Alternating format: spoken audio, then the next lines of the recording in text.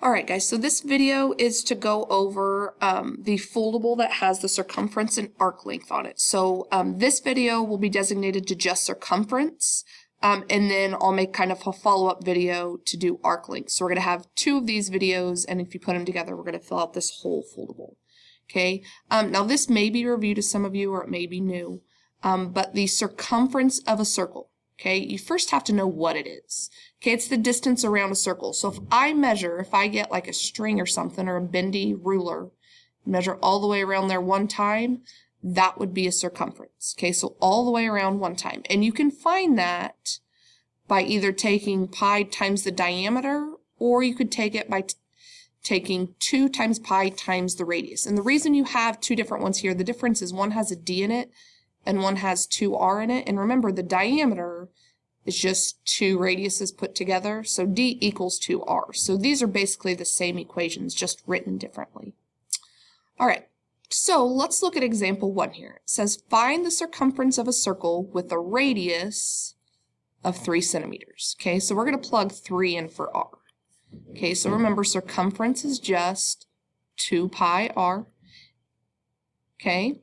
And now if we plug 3 in for r, would say 2 pi times 3. And if we clean that up a little bit, just 2 times 3 is 6. And then we have a pi, and we are in centimeters. Okay, so this here would be our exact answer. And if Big Ideas or someone else wanted a rounded answer, we would put 6 pi into our calculator. Make sure you hit the pi button and not just put in 3.14. And when you do that, you get roughly 18.85 centimeters. This would be the rounded. So depending on what the directions say, this would be correct. All right, so let's look at example 2 now. We're still talking about circumference, which is just 2 times pi times r. Okay, so if we read this, it says find the radius of a circle if the circumference is 24.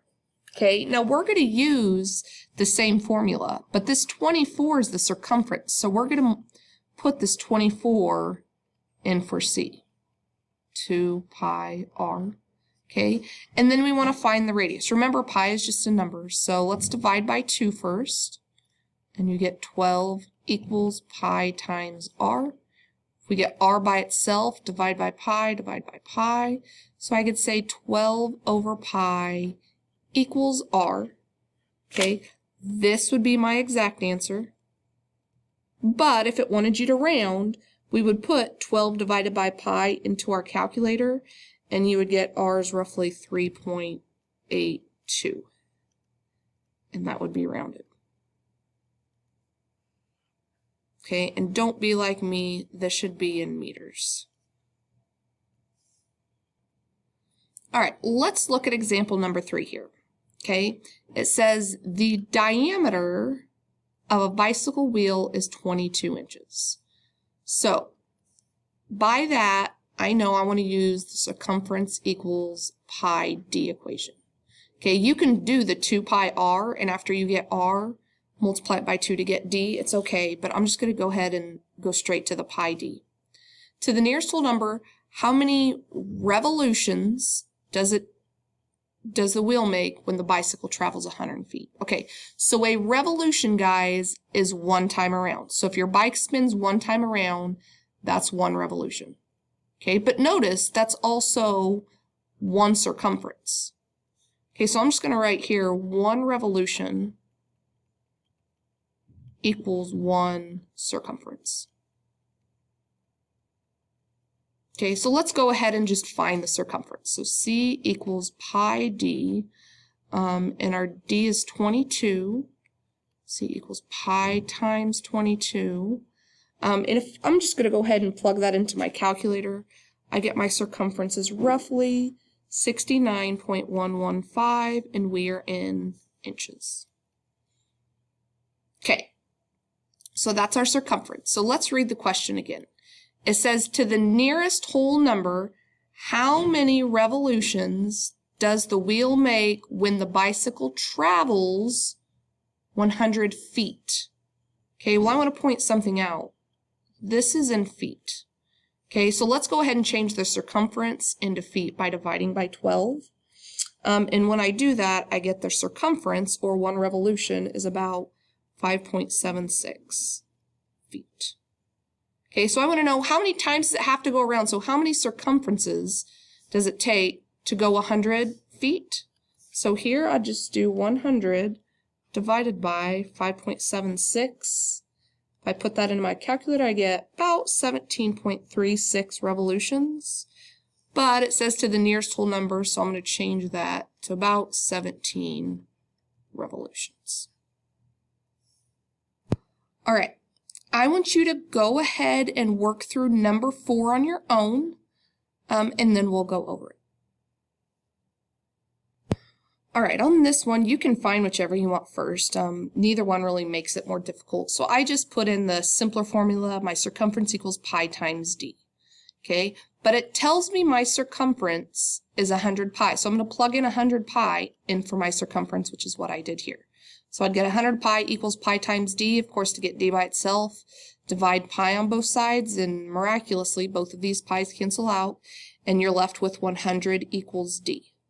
Okay, well, you should know by now that it takes 2 radiuses put together to make a diameter. So if we just divide this by 2, we should get what the radius is.